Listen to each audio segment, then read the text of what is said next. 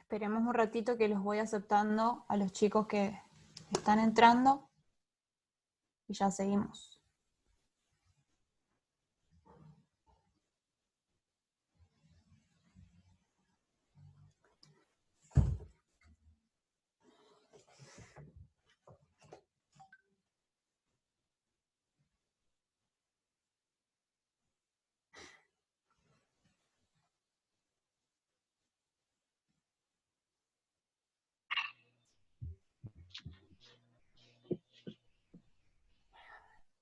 Está grabando, ¿no?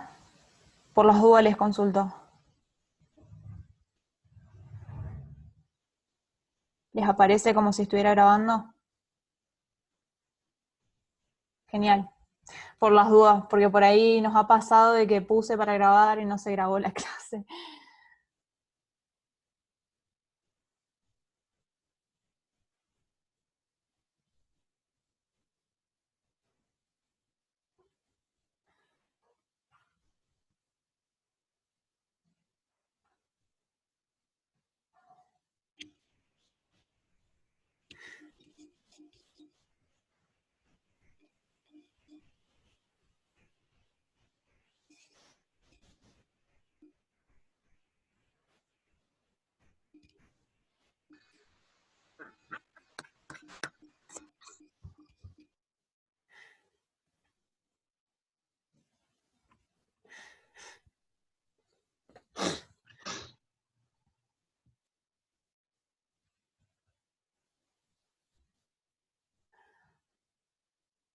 Bueno, ahí creo que ya se pudieron unir.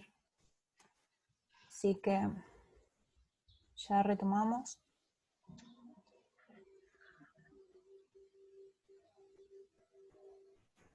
Bueno, pasamos a la siguiente. Dice, ¿por qué el transporte de solutos a través de transporte activo es diferente al transporte realizado mediante difusión facilitada? A ver, ¿qué marcaron ustedes? El activo gasta energía.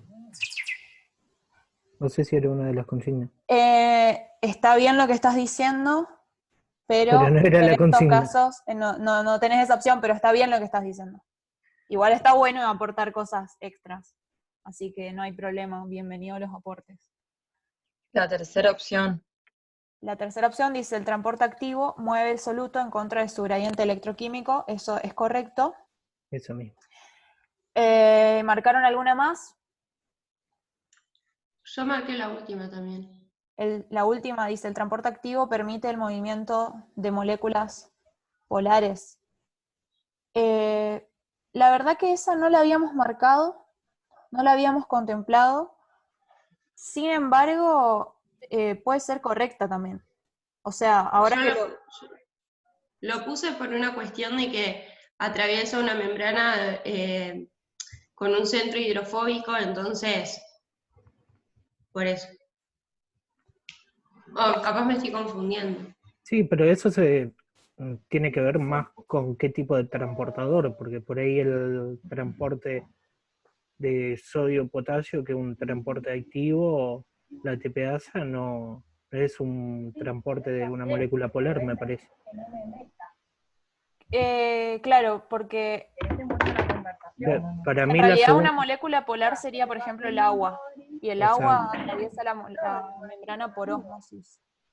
O sea, Para un mí, transporte pasivo. para mí la segunda, la correcta es la segunda, el transporte La inhibido tercera. por moléculas con estructuras similares también.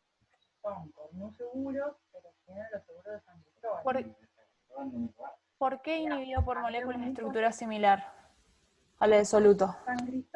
No sé, se me hace. En realidad, todo lo contrario, el transporte activo es bastante raro que se inhiba. O sea, tenés que tener como algo exógeno para que inhibir el transporte activo. Los transportadores son selectivos, entonces no podría ser. O sea, por ejemplo, para inhibir un transporte activo tenés que tener... No sé quién tiene el micrófono abierto y está hablando, porfis, apáguelo. No sé quién es. Flor, tenés el micrófono prendido. Bueno, no me escucha. Bueno, no importa, sigamos. Por ejemplo, pensemos en el transportador cloruro 2 potasio sodio, que está en el asa ascendente de Henle. Ese es el transportador que, digamos, transporta activo. ¿Sí?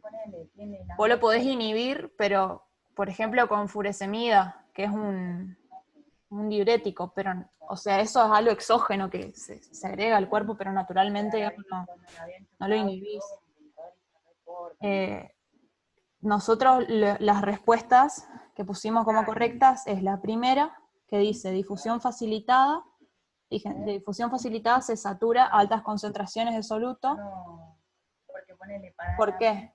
Acuérdense que la difusión facilitada implica que siempre que tengamos un gradiente de concentración a favor del gradiente de concentración, porque no se gasta energía, pero sí se satura, en el sentido de que tenemos una cierta cantidad de transportadores, entonces se puede incrementar la velocidad de pasaje de esas sustancias hacia el interior o hacia afuera, depende hacia dónde se esté moviendo, pero, ay, me re molesta que esté hablando, espérenme un ratito que voy a ver si puedo avisarle, espérenme un segundo.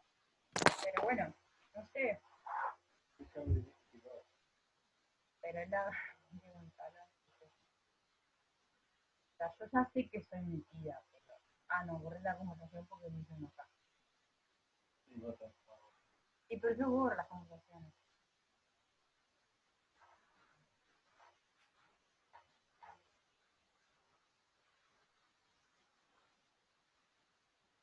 Ya quedó el cocinado.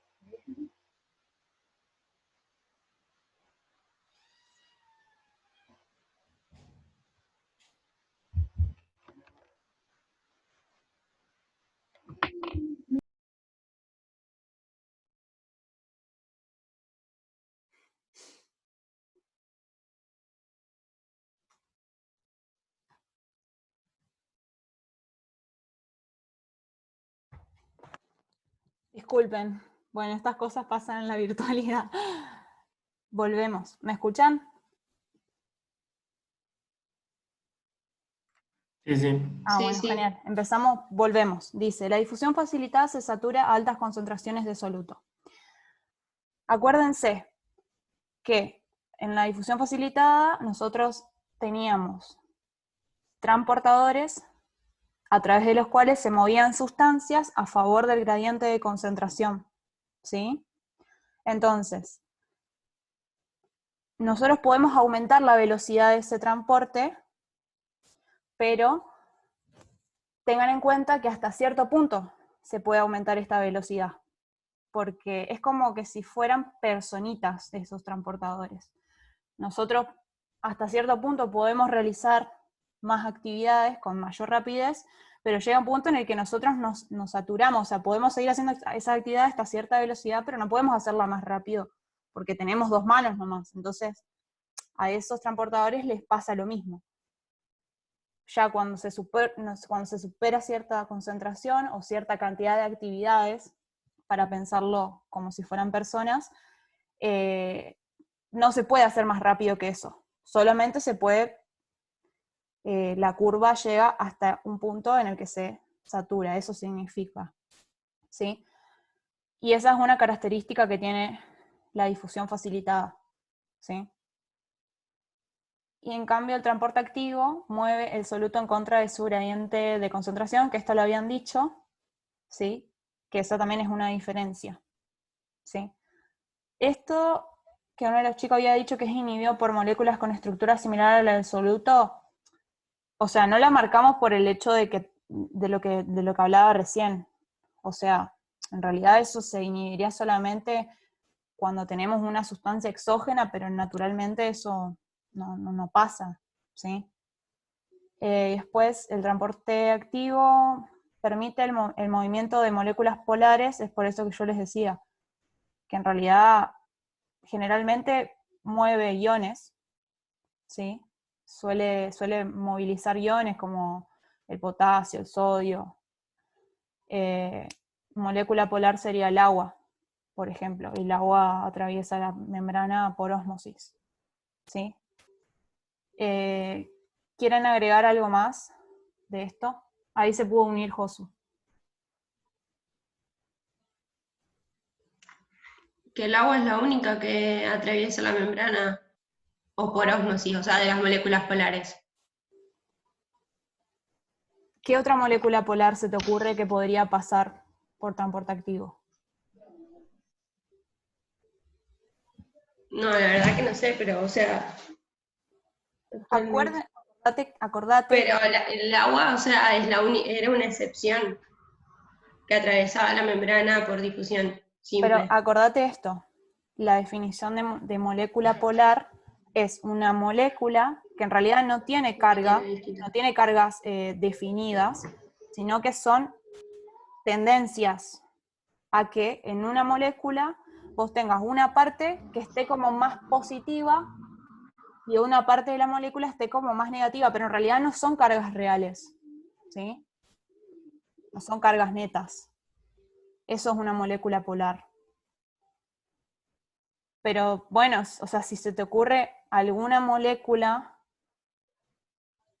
que se transporte, o sea, realmente a mí no se me ocurre ninguna que se mueva por transporte activo. Pero, sí, o sea, lo podemos discutir. Yo tenía entendido que transporte activo también se saturaba. Eso yo pensé lo mismo porque usa transportadores también que se puede llegar a saturar. La verdad que en todos los apuntes que yo leí, en ninguna parte, digamos, lo dice explícitamente a que se puede saturar. Pero si quieren lo podemos consultar, ¿sí? A eso. O sea, cuando lo armamos con Josu, estuvimos viendo, digamos, las características de cada uno de los sistemas y específicamente para el transporte activo no lo explicitaba, pero lo dejamos abierto y lo consultamos. ¿Les parece? Es que depende de qué transporte activo es. Claro. Si utiliza transportador o utiliza... Si utiliza un cotransportador o utiliza TP. Claro. Claro, porque en realidad el transporte activo, o sea, ustedes sí pueden ver, capaz que con las curvas podríamos analizarlo, pero como no tiene, como no responde a un gradiente de concentración a favor del gradiente de concentración y es en contra del gradiente de concentración, se comporta diferente a la difusión facilitada. Pero bueno, lo dejamos abierto y lo consultamos, ¿sí? A esta. ¿Sí? Pero bueno, creo que las otras, después, o sea, Nikki, si a vos, fíjate, si querés, si vos encontrás alguna molécula polar que se movilice con transporte activo, lo vemos. Pero la verdad es que el transporte activo se usa para transportar iones, justamente porque los iones no pueden atravesar la membrana libremente. Entonces, sí o sí necesitan... Depende de qué transporte, como dijo el chico hoy. Pero los O sea, iones, si fuera secundario, también transporta, qué sé yo, cosas, otras moléculas. claro, sí, también puede transportar otro tipo de moléculas, pero en general Sí. no son moléculas polares. Pero lo podemos ver, o sea, no hay problema. Dale. Bueno, después, esta es fácil. El líquido intersticial forma parte del... Líquido extracelular. Ajá, muy bien. Bueno, eso es bien sencillo. Acuérdense, líquido extracelular, tenemos al líquido intersticial y al plasma. Sí, eso es sencillo. Creo que no hay dudas con eso, ¿no?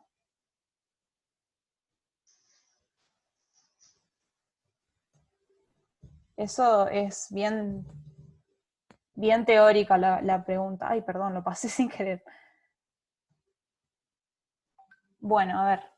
La siguiente. La administración de una solución isoosmótica de cloruro de sodio se distribuirá preferentemente en... Esta es la palabra clave. Isoosmótica. Es lo que nos En el dice. extracelular, Exacto. ¿Por qué? porque al tener la misma osmolaridad que el cuerpo, digamos, no ingresa al intracelular, no Exacto. produce cambios a ese nivel. Exactamente. Perfecto. Ahí ya que no ingresará a la célula. ¿Sí? Después, ¿qué sustancia es la principal responsable de la presión oncótica del plasma? La albúmina. Ajá, muy bien. Acuérdense que la albúmina es una proteína y la presión oncótica está asociada justamente a las proteínas. Entonces nunca puede ser el sodio o el potasio. Indique qué características corresponden a un transporte activo. ¿Cuáles marcaron?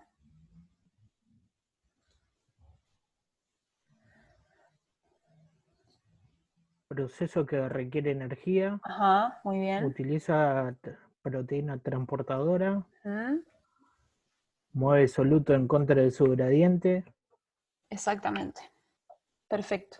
Eso no. Sí, sí, está perfecto. Son esas tres. ¿Alguno tiene dudas sobre esto? André, yo tengo una duda. Sí. ¿Por qué el movimiento de solutos no se detiene al alcanzar el equilibrio? Acordate que el transporte activo siempre es en contra del gradiente de concentración. Entonces, ya inicialmente no vas a tener equilibrio. Porque, por ejemplo, cuando se usa transporte activo, vos tenés en el intestino los transportadores SGLT1, si no me equivoco, lo que hacen es transportar con un cotransportador de sodio-glucosa la glucosa desde el lumen del intestino hacia el interior de la célula. Y en ese caso, o sea, en realidad, la glucosa va a estar más concentrada en el interior de la célula que en el lumen del intestino, y a pesar de eso, se va a mover igual, utilizando la energía que le va a proporcionar el movimiento del sodio, porque el sodio en ese caso se mueve a favor del gradiente de concentración y la glucosa en contra de su gradiente, entonces se usa esa energía potencial del movimiento del sodio para transportar esa glucosa. Entonces, digamos, no alcanzo un equilibrio porque ya inicialmente no hay equilibrio, porque adentro de la célula intestinal hay más glucosa que afuera y así todo sigue ingresando glucosa. Lo expliqué con un ejemplo, pero... Buenísimo, gracias, André. Ah, bueno, genial. En cambio, en el transporte... Bueno, a ver, fíjense acá. En transporte pasivo, ¿qué pasa? La A, la C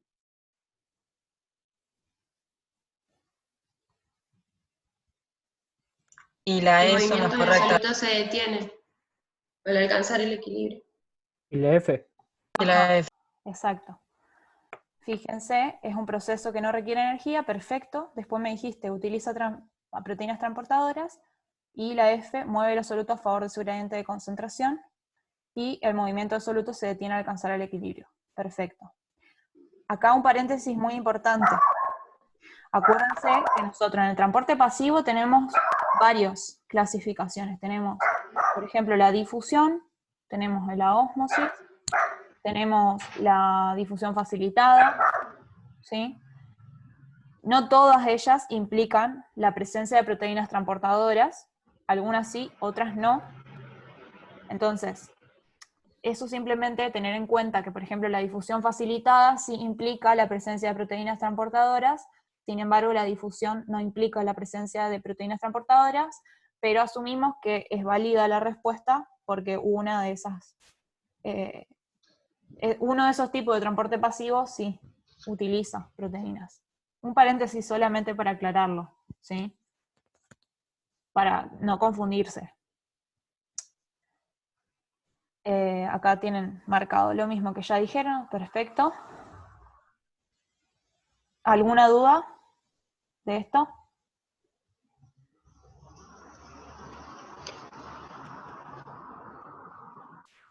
¿No tienen ninguna duda? ¿Seguimos nomás?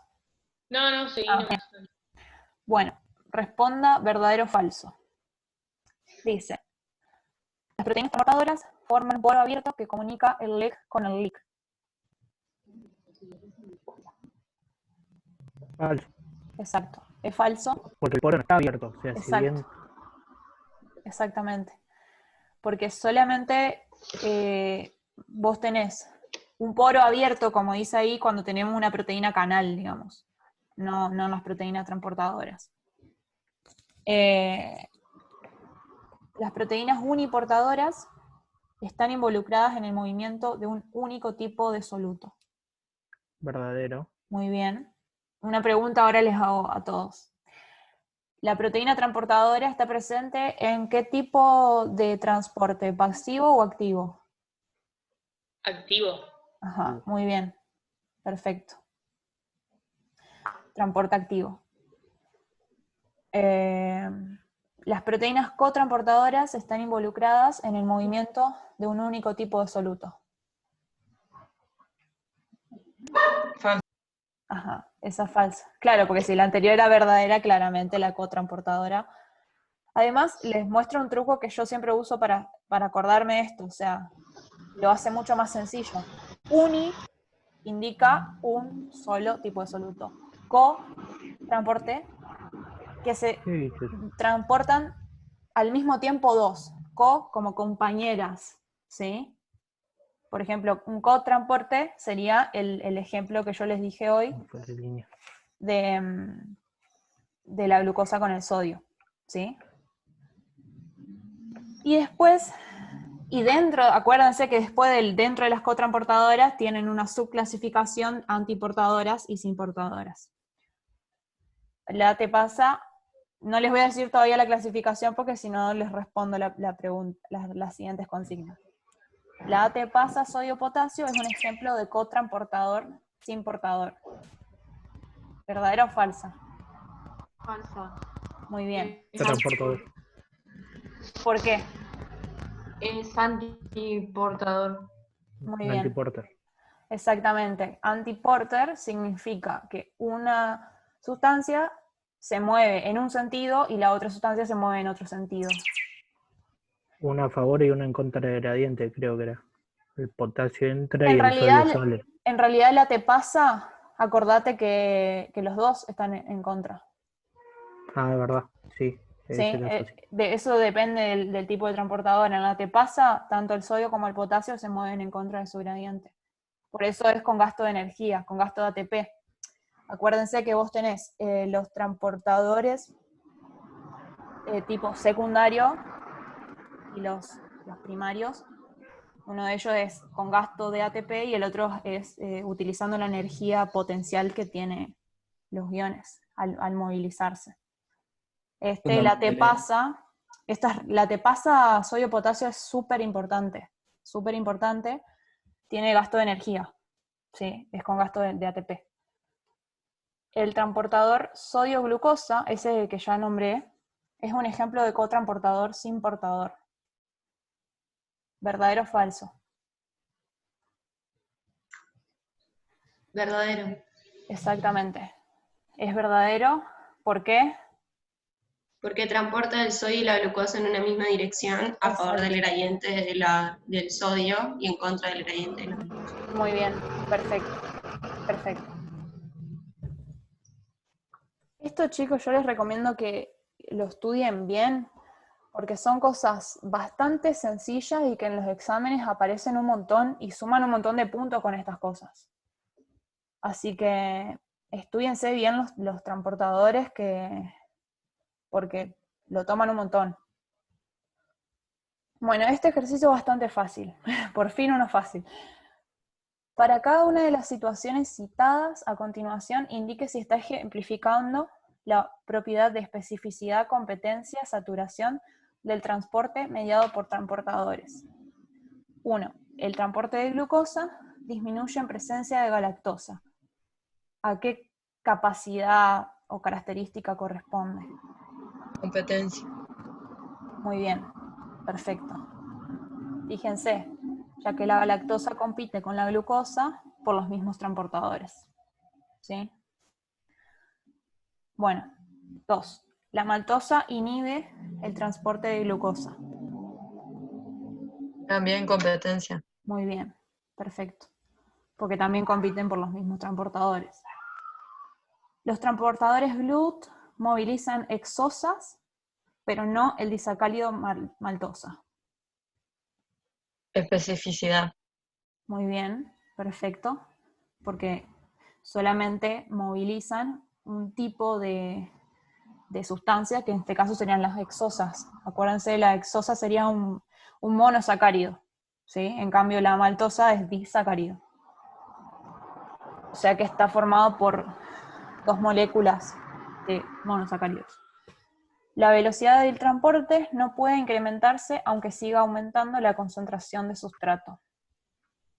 Saturación. Muy bien, eso es lo que hablábamos hoy, ¿sí?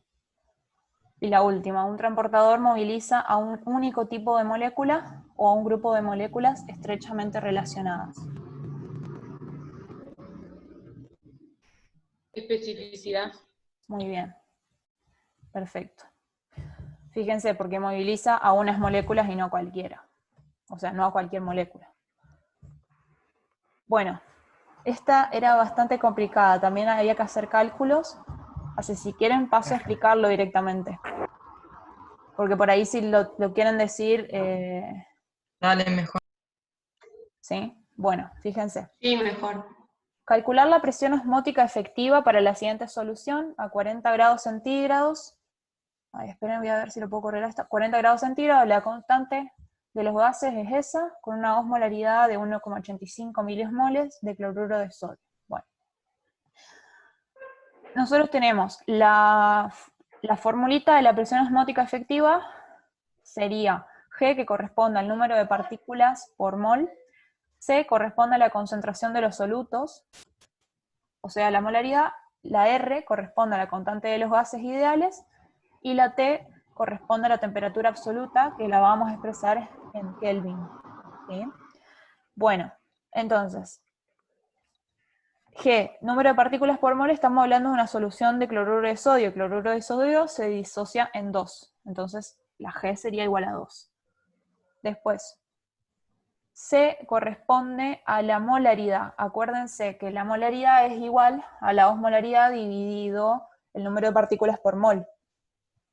Entonces, ahí lo calculé ahí abajo y te da 0,925 milimol por litro.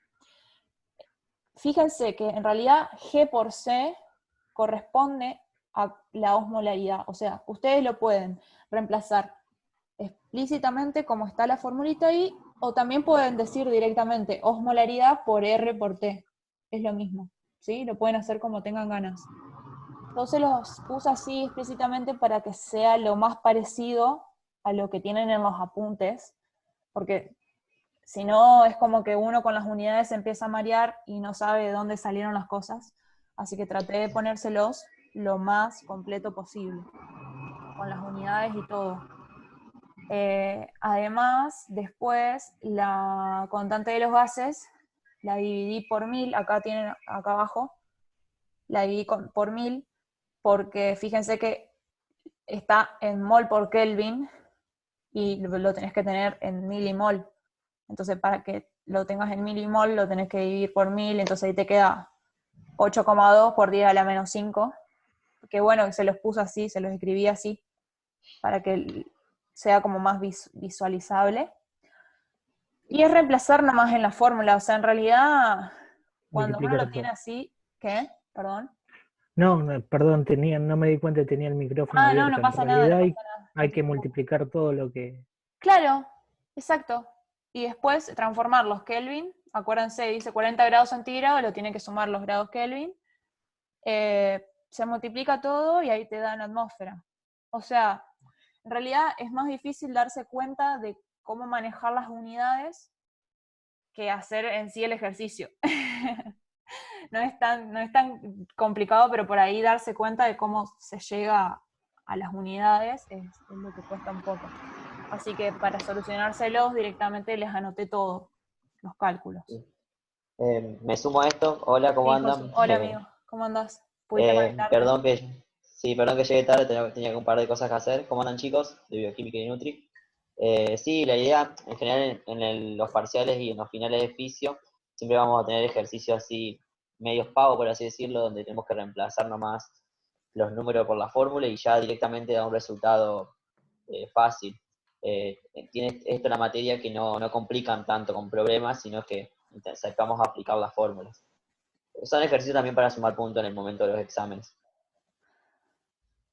Claro, además esto es repaso de años anteriores. O sea, Sí. Bioquímica lo vio en bioquímica básica de macromoléculas, nosotros lo vimos en fisicoquímica biológica. Es básicamente ver un poco lo que ya estuvimos viendo durante años, básicamente, en química general, química inorgánica, etc.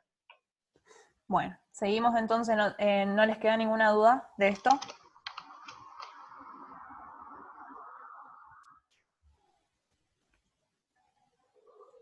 ¿Está bien? A ver. Genial. Bueno, seguimos al siguiente. Bueno, este ejercicio a mí me re gustó.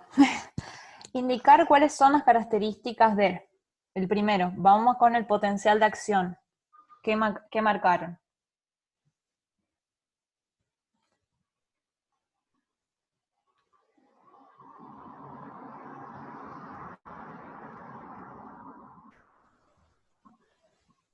Se origina en el cono axónico, Muy bien. constituye un fenómeno de todo o nada Exacto. Exacto. y presenta un periodo refractario. Muy bien. Perfecto. ¿Y potencial local? Se origina en el cuerpo celular y su magnitud y duración decrecen a medida que se propagan. Perfecto. Sí, perfecto. ¿Alguna duda de esto? No. Genial, entonces. Seguimos. Ay, perdón, lo pasé sin querer. Seleccione la opción correcta. Cuando aumenta la intensidad del estímulo despolarizante en un axón, ¿qué es lo que pasa? Aumenta la frecuencia. Muy bien. Perfecto. Fíjense. Aumenta la frecuencia a la que se producen los potenciales de acción, o sea que se producen muchos potenciales en un periodo corto de tiempo, ¿sí? Porque acuérdense que los potenciales de acción siempre tienen la misma intensidad, ¿sí? Lo que puede variar es la frecuencia, ¿sí? A ver, marque las opciones correctas. La velocidad de propagación del potencial de acción a lo largo del axón puede aumentar si hay...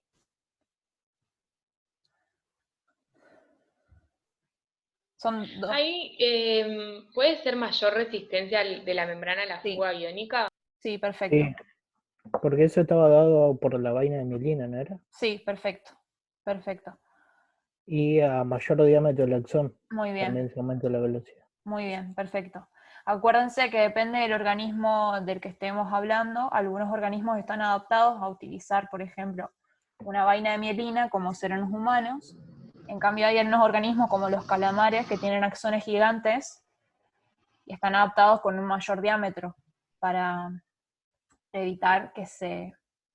Fíjense, mayor diámetro del axón porque también evita que se escapen los iones. La mielina actúa como una barrera que evita que se escapen, ¿sí? Obviamente que la vaina de mielina en realidad es mucho más eficiente que un mayor diámetro del axón para evitar la fuga iónica. A ver, esto directamente voy a pasarlo y lo vamos a ir explicando, ¿sí?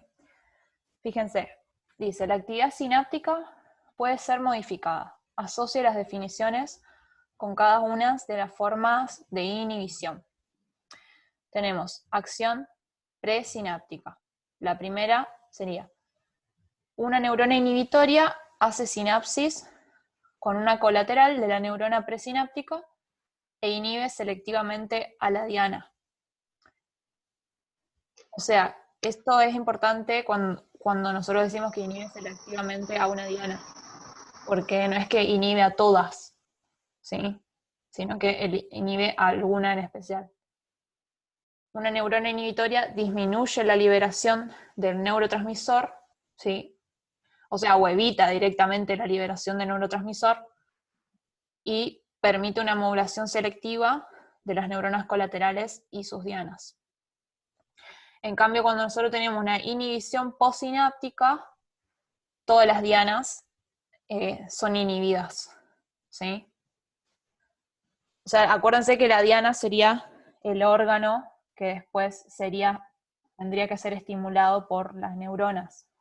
Puede ser una glándula, puede ser un músculo, dependiendo de qué estemos hablando. Ah, y justo acá estaba No me acordaba que también estaba lo de inhibición postsináptica. Acá sería esta que recién les dije. Todas las dianas de la neurona postsináptica son inhibidas por igual, ya que ninguna de ellas es estimulada. A ver, dice marcar la opción correcta. El potencial de membrana en reposo de una célula. ¿Qué pusieron acá?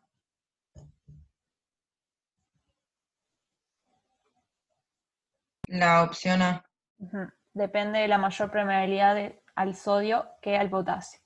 Muy bien. ¿Y por qué pusiste eso?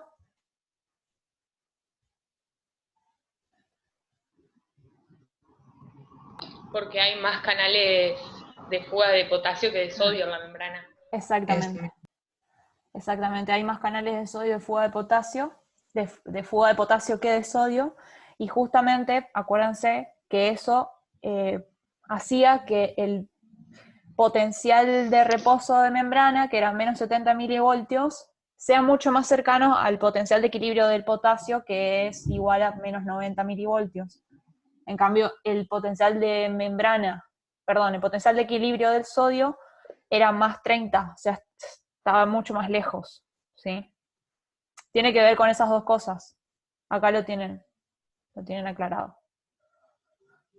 Indique la opción correcta. La interacción mensajero-receptor de membrana plasmática. La opción A. Determina una respuesta celular que aumenta proporcionalmente con el aumento de la concentración del mensajero hasta su saturación. Perfecto, ¿sí? Ahí, André, tengo una duda. Sí. ¿Por qué es esa? Porque yo había pensado que era la del segundo mensajero, pero como después me puse a dudar porque decía que era la misma respuesta. Queda menos de un minuto, nos conectamos en la otra y lo seguimos analizando, ¿sabes? Vale. Porque se está por cortar.